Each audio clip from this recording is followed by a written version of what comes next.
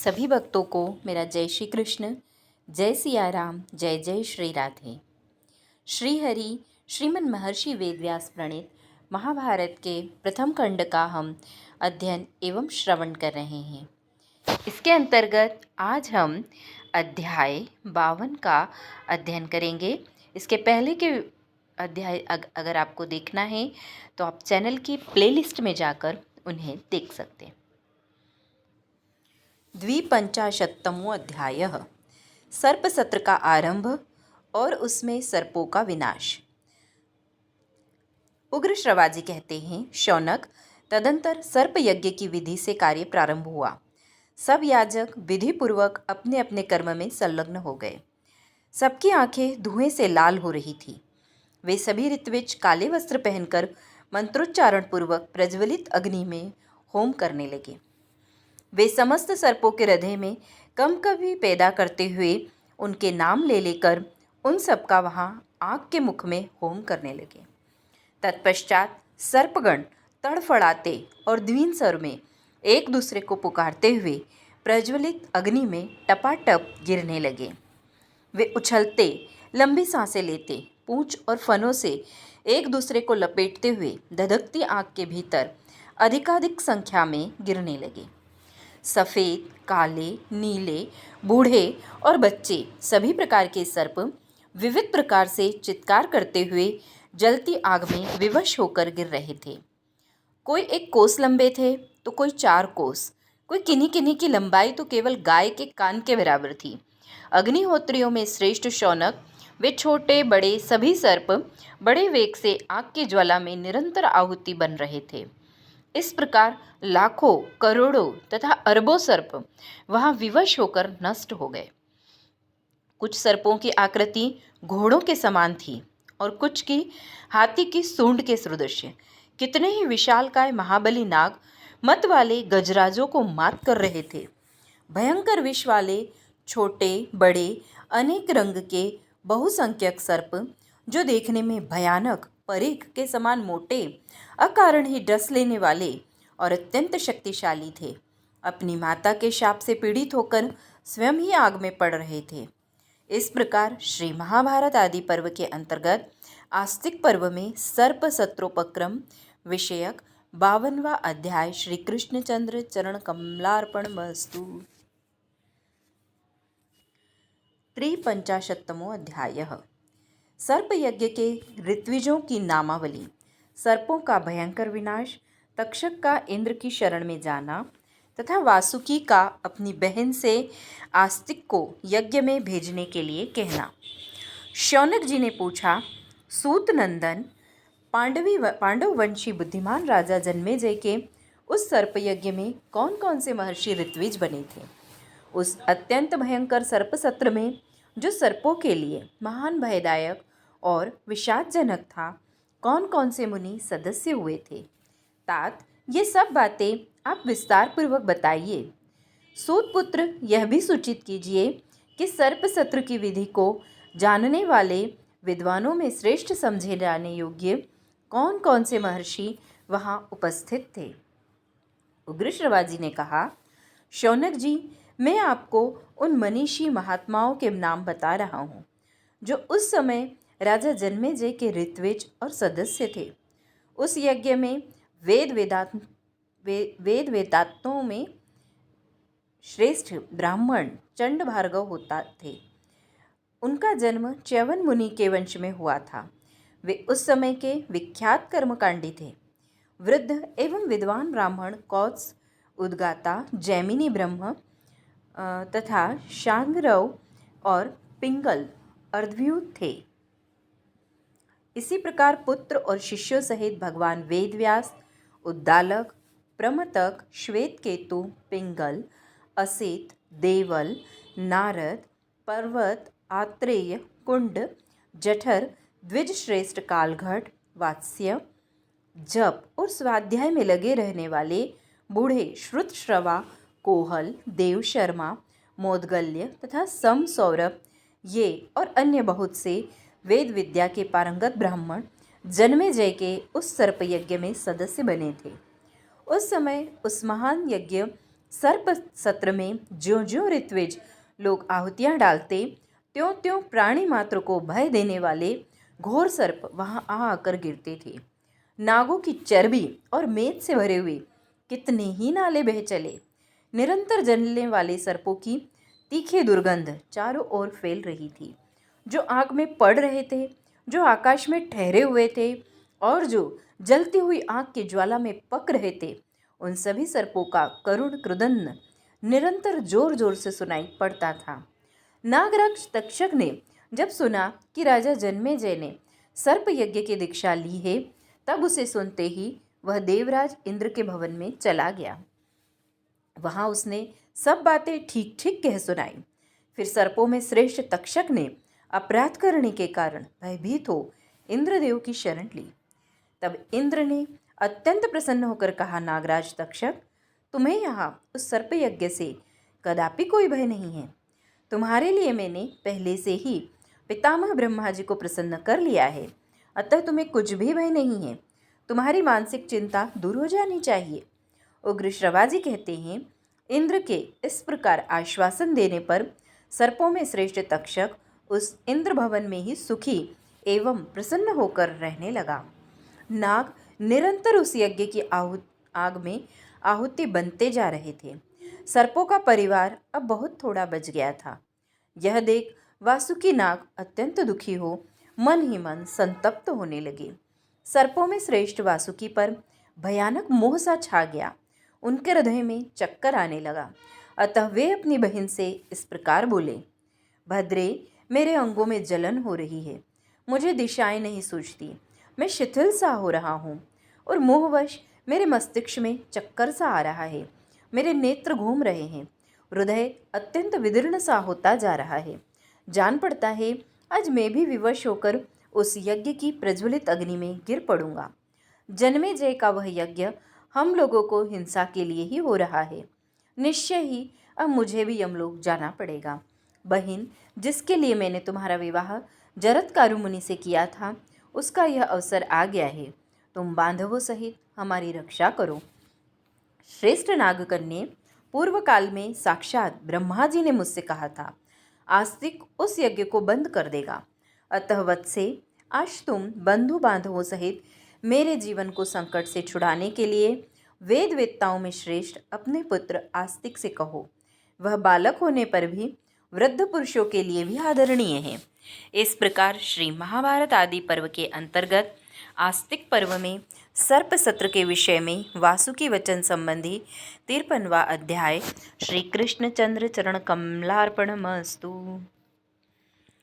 54वां अध्याय। माता की आज्ञा से मामा को सांत्वना देकर आस्तिक का सर्प यज्ञ में जाना। उग्र श्रवाजी कहते हैं, तब नागकन्या जगत्कारु नागराज वासुकी के कथनानुसार अपने पुत्र को बुलाकर इस प्रकार बोली, बेटा, मेरे भैया ने एक निमित्त को लेकर तुम्हारे पिता के साथ मेरा विवाह किया था। उसकी पूर्ति का यही उपयुक्त अवसर प्राप्त हुआ है। अतः तुम यथावत रूप से उस उद्देश्य की पूर्ति करो। आस्तिक ने पूछा, माँ, मामा जी ने किस निमित्त को लेकर पिताजी के साथ तुम्हारा विवाह किया था, वह मुझे ठीक ठीक बताओ। उसे सुनकर मैं उसकी सिद्धि के लिए प्रयत्न करूँगा। उग्र श्रवाजी कहते हैं, तदंतर अपने भाई बंधुओं का हित चाहने वाली नागराज की बहन जरत्कारु शांत चित्त हो आस्तिक से बोली। जरत्कारु ने कहा, वत्स, संपूर्ण नागों की माता करदू नाम से विख्यात है। उन्होंने किसी समय रुष्ट होकर अपने पुत्रों को शाप दे दिया था। जिस कारण से वह शाप दिया था वह बताती हूँ, सुनो। अश्वों का राजा जो उच्चैश्रवा है, उसके रंग को लेकर विनता के साथ करदू ने बाजी लगाई। उसमें यह शर्त थी कि जो हारे वह जीतने वाले की दासी बने। करदू उच्चैश्रवा की पूंछ काली बता चुकी थी, अतः उसने अपने पुत्रों से कहा, तुम लोग छल पूर्वक उस घोड़े की पूंछ काले रंग की कर दो। सर्प इससे सहमत न हुए। तब उन्होंने सर्पों को श्राप देते हुए कहा, पुत्रों, तुम लोगों ने मेरे कहने से अश्वराज उच्चैश्रवा की पूंछ का रंग न बदलकर विनता के साथ जो मेरी दासी होने की शर्त थी उसमें उस घोड़े के संबंध में विनता के कथन को मिथ्या नहीं कर दिखाया। इसलिए जन्मेजय के यज्ञ में तुम लोगों को आग जलाकर भस्म कर देगी और तुम सभी मरकर प्रेत लोक को चले जाओगे। करदू ने जब इस प्रकार श्राप दे दिया तब साक्षात लोक पितामह भगवान ब्रह्मा ने एवमस्तु कहकर उनके वचन का अनुमोदन किया।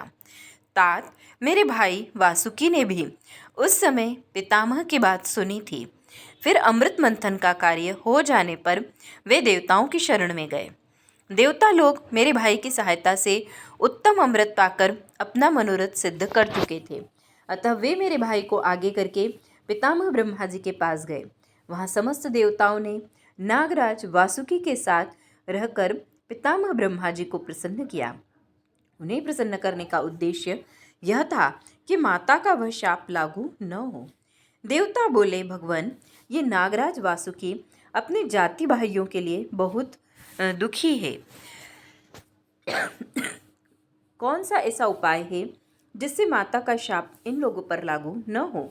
ब्रह्मा जी ने कहा, जरत्कारु मुनि जरत्कारु नाम वाली जिस पत्नी को ग्रहण करेंगे उसके गर्भ से उत्पन्न ब्राह्मण सर्पों को माता के शाप से मुक्त करेगा।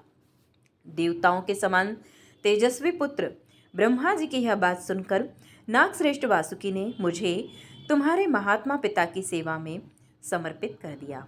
यह अवसर आने पर बहुत पहले इसी निमित्त से मेरा विवाह किया गया था। तदंतर उन महर्षि द्वारा मेरे गर्भ से तुम्हारा जन्म हुआ।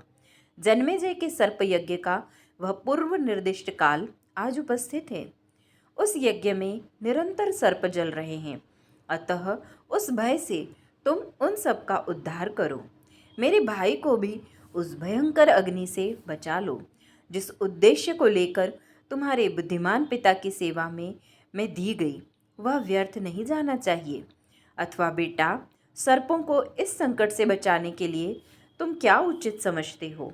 उग्र श्रवाजी कहते हैं, माता के ऐसा कहने पर आस्तिक ने उससे कहा, माँ, तुम्हारी जैसी आज्ञा है वैसा ही करूँगा। इसके बाद वे दुख पीड़ित वासुकी को जीवन दान देते हुए से बोले, महान शक्तिशाली नागराज वासुके, मैं आपको माता के उस शाप से छुड़ा दूंगा। यह आपसे सत्य कहता हूँ। नागप्रवर, आप निश्चिंत रहें, आपके लिए कोई भय नहीं है। राजन, जैसे भी आपका कल्याण होगा मैं वैसा प्रयत्न करूँगा। मैंने कभी हंसी मजाक में भी झूठी बात नहीं कही है। फिर इस संकट के समय तो कह ही कैसे सकता हूँ। सत्पुरुषों में श्रेष्ठ मामा जी, सर्प यज्ञ के लिए दीक्षित नृपश्रेष्ठ जन्मेजय के पास जाकर अपनी मंगलमय वाणी से आज उन्हें ऐसा संतुष्ट करूँगा जिससे राजा का वह यज्ञ बंद हो जाएगा। महाबुद्धिमान नागराज, मुझ में यह सब कुछ करने की योग्यता है। आप इस पर विश्वास रखें। आपके मन में मेरे प्रति जो आशा भरोसा है वह कभी मिथ्या नहीं हो सकता। वासुकी बोले, आस्तिक, माता के शाप रूप ब्रह्मदंड से पीड़ित होने के कारण मुझे चक्कर आ रहा है। मेरा हृदय विदीर्ण होने लगा है और मुझे दिशाओं का ज्ञान नहीं हो रहा है। आस्तिक ने कहा, नागप्रवर, आपको मन में किसी प्रकार संताप नहीं करना चाहिए। सर्प यज्ञ की धधकती हुई आँख से जो भय आपको प्राप्त हुआ है मैं उसका नाश कर दूंगा। कालाग्नि के समान दाहक और अत्यंत भयंकर शाप का यहाँ मैं अवश्य नाश कर डालूंगा। अतः आप उससे किसी तरह भय न करें। उग्र श्रवाजी कहते हैं, तदंतर नागराज वासुकी के भयंकर चिंताज्वर को दूर कर और उसे अपने ऊपर लेकर द्विज श्रेष्ठ आस्तिक बड़ी उतावली के साथ नागराज वासुकी आदि को प्राण संकट से छुड़ाने के लिए राजा जन्मेजय के उस सर्प यज्ञ में गए जो समस्त उत्तम गुणों से संपन्न था। वहां पहुंचकर आस्तिक ने परम उत्तम यज्ञ मंडप देखा जो सूर्य और अग्नि के समान तेजस्वी अनेक सदस्यों से भरा हुआ था। द्विज श्रेष्ठ आस्तिक जब यज्ञ मंडप में प्रवेश करने लगे उस समय द्वारपालों ने उन्हें रोक दिया। तब काम, क्रोध आदि शत्रुओं को संतप्त करने वाले आस्तिक उसमें प्रवेश करने की इच्छा रखकर उस यज्ञ की स्तुति करने लगे। इस प्रकार उस परम उत्तम यज्ञ मंडप के निकट पहुंचकर पुण्यवानों में श्रेष्ठ विप्रवर आस्तिक ने अक्षय कीर्ति से सुशोभित यजमान राजा जन्मेजय, ऋत्विजों, सदस्यों तथा अग्निदेव का स्तवन आरंभ किया। इसी प्रकार श्री महाभारत आदि पर्व के अंतर्गत आस्तिक पर्व में सर्प सत्र में आस्तिक का आगमन विषयक 54वां अध्याय श्री कृष्णचंद्र चरण कमलार्पणमस्तु। पंचाशत्तमो अध्याय। आस्तिक के द्वारा यजमान, यज्ञ, ऋत्विज, सदस्यगण और अग्निदेव की स्तुति प्रशंसा। आस्तिक ने कहा, भरतवंशियों में श्रेष्ठ जन्मेजय, चंद्रमा का जैसा यज्ञ हुआ था, वरुण ने जैसा यज्ञ किया था और प्रयाग में प्रजापति ब्रह्मा जी का यज्ञ जिस प्रकार समस्त सद्गुणों से संपन्न हुआ था, उसी प्रकार तुम्हारा यज्ञ भी उत्तम गुणों से युक्त है। हमारे प्रियजनों का कल्याण हो। भरत कुल शिरोमणि परीक्षित कुमार, इंद्र के यज्ञों की संख्या 100 बताई गई है। राजा पुरु के यज्ञों की संख्या भी उनके समान ही 100 है। उन सब के यज्ञों के तुल्य ही तुम्हारा यज्ञ शोभा पा रहा है। हमारे प्रियजनों का कल्याण हो। जन्मेजय, यमराज का यज्ञ, हरिमेधा का यज्ञ तथा राजा रंतिदेव का यज्ञ जिस प्रकार श्रेष्ठ गुणों से संपन्न था, वैसे ही तुम्हारा यह यज्ञ है। हमारे प्रियजनों का कल्याण हो। भरतवंशियों में अग्रगण्य जन्मेजय, महाराज गय का यज्ञ, राजा शशबिंदु का यज्ञ तथा राजाधिराज कुबेर का यज्ञ जिस प्रकार उत्तम विधि विधान से संपन्न हुआ था, वैसा ही तुम्हारा यह यज्ञ है। हमारे प्रियजनों का कल्याण हो। परीक्षित कुमार, राजा नृग, राजा अजीमिड़ और महाराज दशरथ नंदन श्री रामचंद्र जी ने जिस प्रकार यज्ञ किया था, वैसे ही तुम्हारा यह यज्ञ भी है। हमारे प्रियजनों का कल्याण। भरत श्रेष्ठ जन्मेजय, अजमीड़ वंशी धर्मपुत्र महाराज युधिष्ठिर के यज्ञ की ख्याति स्वर्ग के श्रेष्ठ देवताओं ने भी सुन रखी है, वैसा ही तुम्हारा यह भी यज्ञ है। हमारे प्रियजनों का कल्याण हो। भरताग्रगण्य जन्मेजय, सत्यवती नंदन व्यास जी का यज्ञ जिसमें उन्होंने स्वयं सब कार्य संपन्न किया था, जैसा हो पाया था, वैसा ही तुम्हारा यह यज्ञ भी है। हमारे प्रियजनों का कल्याण हो। तुम्हारे ये ऋत्विज सूर्य के समान तेजस्वी हैं और इंद्र के यज्ञ की भांति तुम्हारे इस यज्ञ का भली भांति अनुष्ठान करते हैं। कोई भी ऐसी जानने योग्य वस्तु नहीं है जिसका इन्हें ज्ञान न हो। इन्हें दिया हुआ दान कभी नष्ट नहीं हो सकता। द्वैपायन, व्यास जी के समान पारलौकिक साधनों में कुशल दूसरा कोई ऋत्विज नहीं है, यह मेरा निश्चित मत है। इनके शिष्य ही अपने अपने कर्मों में निपुण होता, उद्गाता आदि सभी प्रकार के ऋत्विज हैं, जो यज्ञ कराने के लिए संपूर्ण भूमंडल में विचरते रहते हैं। जो विभावसु, चित्रभानु, महात्मा, हिरण्यरेता, हविष्यभोजी तथा कृष्णव्रतमा हैं कहलाते हैं, वे अग्निदेव तुम्हारे इस यज्ञ में दक्षिणावर्त शिखाओं से प्रज्वलित हो दी हुई आहुति को भोग लगाते हुए तुम्हारे इस भविष्य की सदा इच्छा रखते हैं। इस मृत्युलोक में तुम्हारे सिवा दूसरा कोई ऐसा राजा नहीं है जो तुम्हारी भांति प्रजा का पालन कर सके। तुम्हारे धैर्य से मेरा मन सदा प्रसन्न रहता है। तुम साक्षात वरुण, धर्मराज एवं यम के समान प्रभावशाली हो। पुरुषों में श्रेष्ठ जन्मेजय, जैसे साक्षात वज्रपाणी इंद्र संपूर्ण प्रजा की रक्षा करते हैं, उसी प्रकार तुम भी इस लोक में हम प्रजा वर्ग के पालक माने गए हो। संसार में तुम्हारे सिवा दूसरा कोई भूपाल तुम जैसा प्रजापालक नहीं है। राजन, तुम खड्वांग, नाभाग और दिलीप के समान प्रतापी हो। तुम्हारा प्रभाव राजा ययाति और मांधाता के समान है। तुम अपने तेज से भगवान सूर्य के प्रचंड तेज की समानता कर रहे हो। जैसे भीष्म पितामह ने उत्तम ब्रह्मचर्य व्रत का पालन किया था, उसी प्रकार तुम भी इस यज्ञ में परम उत्तम व्रत का पालन करते हुए शोभा पा रहे हो। महर्षि वाल्मीकि की भांति तुम्हारा अद्भुत पराक्रम तुम में ही छिपा हुआ है। महर्षि वशिष्ठ जी के समान तुमने अपने क्रोध को काबू में कर रखा है। मेरी ऐसी मान्यता है कि तुम्हारा प्रभुत्व इंद्र के ऐश्वर्य के तुल्य है और तुम्हारी अंग कांति भगवान नारायण के समान सुशोभित होती है। तुम यमराज की भांति धर्म के निश्चित सिद्धांत को जानने वाले हो। भगवान श्री कृष्ण की भांति सर्वगुण संपन्न हो। वसुगणों के पास जो संपत्तियां हैं, वैसी ही संपदाओं के तुम निवास स्थान हो तथा यज्ञों के तुम साक्षात निधि ही हो। राजन, तुम बल में दंभोद्भव के समान और अस्त्र शस्त्रों के ज्ञान में परशुराम के सदृश हो। तुम्हारा तेज और्व और तृत नामक महर्षियों के तुल्य है। राजा भगीरथ की भांति तुम्हारी ओर देखना भी कठिन है।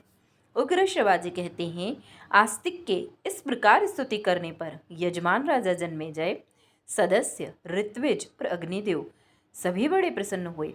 इन सब के मनोभावों तथा बाह्य चेष्टाओं को लक्ष्य करके राजा जन्मेजय इस प्रकार बोले।